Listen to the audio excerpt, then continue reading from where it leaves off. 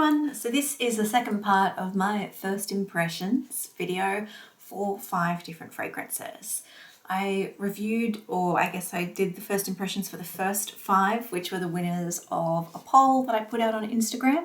If you're interested, follow me there, that way you can see sneak peeks of what I'm filming, what I'm about to film, just be more interactive I guess with polls and stuff like that, which I find very helpful when I'm trying to work out what to film as well. So these are the 5 second place fragrances for each of the votes, and I'm going to give my first impressions for these ones. It's not going to be an in-depth review, it will quite literally be my first impressions. I'm going to spray them on some cards that I've cut out and let you know my thoughts. But like always, if you have any questions at all, or if you'd like a more detailed review on any of these particular fragrances, please leave a comment and let me know down below. So the first perfume is going to be Kylie Minogue's Darling. So this is a re-release. This was originally released quite a while ago, and in 2021 it was a re-release. So as far as the notes for this particular scent, it has top notes of passion fruit, lychee and freesia. The middle or heart notes are boronia and lily, and the base notes are vanilla, amberwood and sandalwood. This is quite an affordable fragrance. I don't know if it's available everywhere. I know it's available in Chemist Warehouse in Australia. It's got a good spray on it. It took a while to, I guess, prime. Okay. Interesting. Apparently this was popular back when it was first released. I'm not getting that initial tropical passion fruit from this one. I am getting more floral. It smells similar to a few other fragrances that I've smelt before. I am getting a general, almost very subtle tropical scent in there. Very subtle fruitiness, which would be the lychee and the passion fruit, but it doesn't stand out as being a fruity fragrance to me. It's more floral, slightly woody, and the fruit is still there. This one would probably be a very sort of safe perfume to wear if you're not quite sure what to wear. It would be an easy scent to wear. I can see how a lot of people, particularly if you're not that into fragrance and you just wanted something easy, you don't have to think about it, you could just wear it day to day, this would be good for that.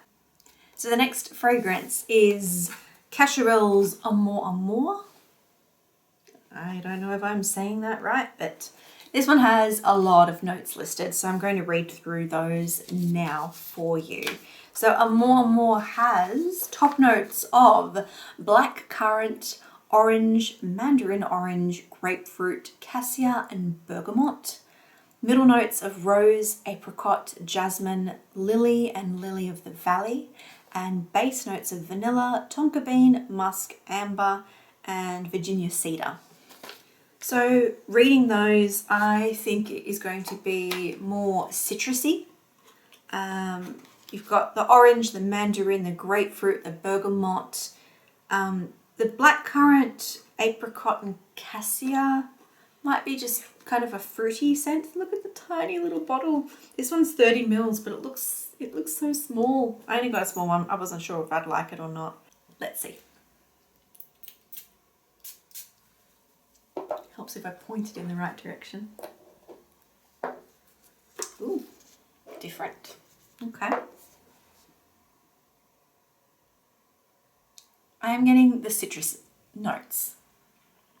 It's very bright, very acidic, citrusy. Grapefruit is standing out to be the strongest for me. Orange and grapefruit. I'm not really getting the blackcurrant, but there is something fruity about it. So I am getting florals, but nothing that really stands out that I could identify as an individual floral note. But it is more white, maybe pinkish florals, but mainly like a white floral scent. Like that kind of a feel, that kind of light, young, yeah, fruity. There is a scent, oh, it just kind of came and went again. Like it's giving me vibes of Cool Waters, like what was it, Davidoff? I'm not sure if that's right, the brand, I don't remember. But that Cool Waters kind of a feeling, like fresh and citrus. I think that's what I'm remembering. But still nice, so that's all right. The next fragrance was neck and neck with its competitor, but it just only lost out, only very slightly, but it was ahead for a lot of the voting time. This one is Versace Crystal Noir, the Eau de Toilette. Now there is an Eau de Parfum, which is slightly different from my understanding to the Eau de Toilette. I've seen a lot of people talk about the Eau de Toilette, and I was pretty much influenced to try to buy this one and to try it out. Now for Crystal Noir, the notes are top notes of violet, black fig and black currant, middle notes of jasmine, tuberose and frangipani, and base notes of sandalwood, cashmeran, vanilla and heliotrope. Now with frangipani, sometimes that also comes across as being tropical. Black fig also has that fruity kind of vibe to it. I do like black currant in my fragrances, but it'll be interesting to see how that works with the violet, because violet can sometimes be a little powdery, a little makeup kind of smelling. It's got a lot of the white florals in there too, but it'll be interesting to see. So, first impressions.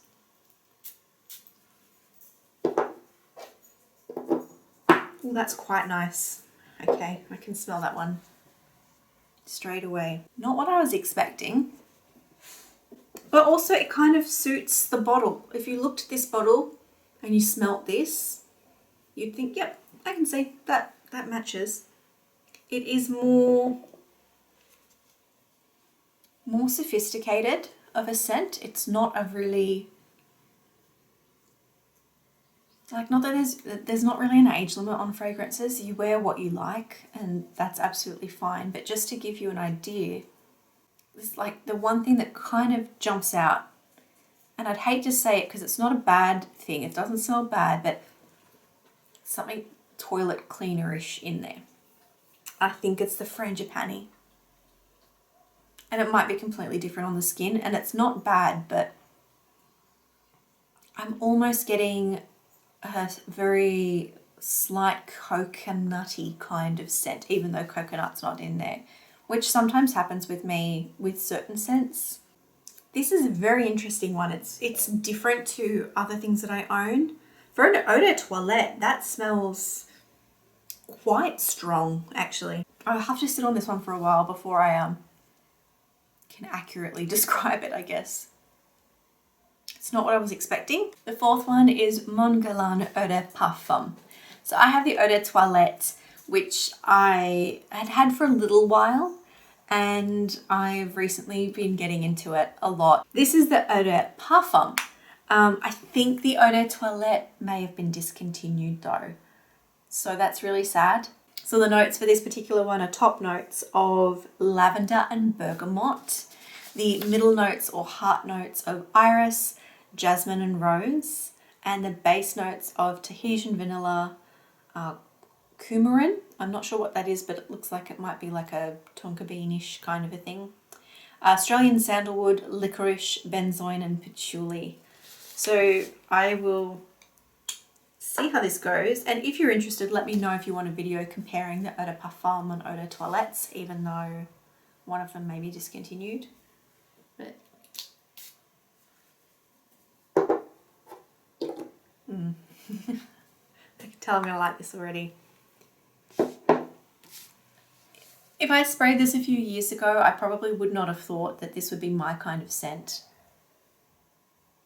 It's kind of like the scent when, you know, you're a little girl, you're shopping with your mum in a department store and she picks up a perfume and you think, oh, one day I'm going to be grown up and get to wear these really pretty perfumes as well. And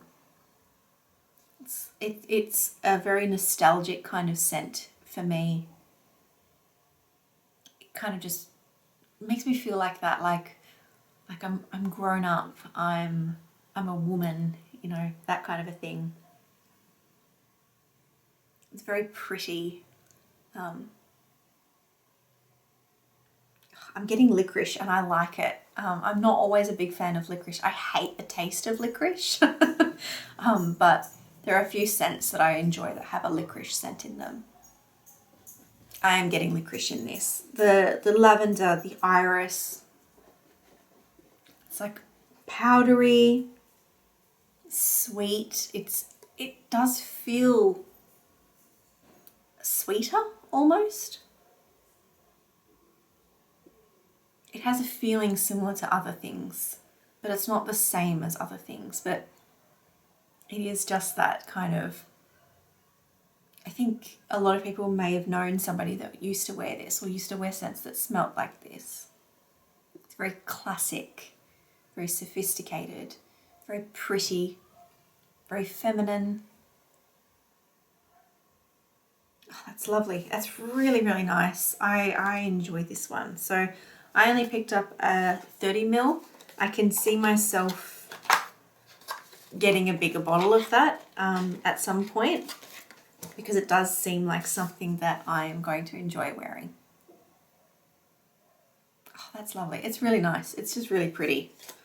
So yeah, that made me smile. I liked that one. That's good.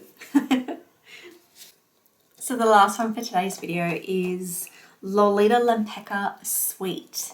Now I think this one may be a discontinued scent. You can still find it online, which is where I found this particular bottle. And it may not be discontinued everywhere either. I've noticed that sometimes they'll discontinue scents in different countries. And a lot of the time, I think UK, Europe generally has them available and they just pull out of the market in America. So the US, Canada and Australia, but they still sell them across Europe and the UK. So this could be something like that. So again, you may notice that the apple kind of bottle, the cap is really heavy, which is actually really nice. It feels quite nice. This one is a 100 ml bottle. So the top notes are sour cherry and sugar. I love sour cherry. Middle notes of cacao, iris, angelica. Base notes of musk and cashmere wood. So I am hoping the cherry is a standout in here and the chocolatey kind of cocoa, cacao kind of notes in there. I really want a chocolate cherry fragrance. I'm hoping this is it, but we'll see. That's a lot to expect, but oh, that's not what I was expecting. Okay, so I'll have to explain this one. It smells very fake, but for me, I could see how people could wear this and think it smells very synthetic, and it does. It has a really fake cough mixture kind of cherry to it. So it's not that, it's not the Le Petit Robe Noir Guerlain sour cherry kind of cherry. This is more boiled sweets, candy, medicine, cherry. It reminds me of a cherry flavoured Chupa Chup, so a lollipop, and a Coca-Cola lollipop that Chupa Chup used to make. Mix those two together. It is super sweet, really sweet. And I don't know if I'd wear this one a lot, particularly in hotter weather. I think it could be headache inducing. It is very heady, so cloying is sometimes what people would call it. it's very fake smelling. It's very synthetic. I think I prefer the original Lolita Lempicka to this one. But I'm still glad that I have this one in my collection. It's very fake though. If you're looking for something sweet and fruity and juicy like a real cherry, don't put your money on this one. But I am disappointed. I can't smell the chocolatiness in it. I'm hoping it reacts differently on my skin, but this is not the chocolate cherry perfume I was looking for. So that's it. That is my first impressions on those 5 fragrances. If you'd like to see a detailed review of any of them, please do let me know. And if you do want to see a review on perfumes that I can include that may be discontinued, I know I asked in my last one as well, I'd love to see the comments from those of you that may not have left a comment before, or you may have just stumbled across this video. Please let me know if you'd be interested in seeing reviews like my Winter Roses Nose type reviews, where I go over the scents in detail, the performance, longevity, all of that in more detail if a scent has been discontinued. That's something that I kind of struggle with. There's some scents that I want to review that have recently been discontinued. There's other scents that I've only recently gotten myself and I know that they're discontinued. I would really love to know if you'd like me to include them, or if you would like me to do just an overall video on discontinued scents and kind of group them together. If you'd like the reviews to purely be on things that you can get at the time that I make the review video, that's something that I would really appreciate your feedback on as well. I read all the comments and respond to all of them where I can, and at the very least I respond to as many comments as I can. I really truly do appreciate you taking the time to leave a comment, and it's something that I enjoy, that interaction and getting to know more about you and seeing what you want to know about me. It's part of what brings me joy and happiness about this whole YouTube thing, is that interaction with all of you. And yeah, that's sort of what makes it fun for me too. So yeah, feel free to leave anything, even just a random comment.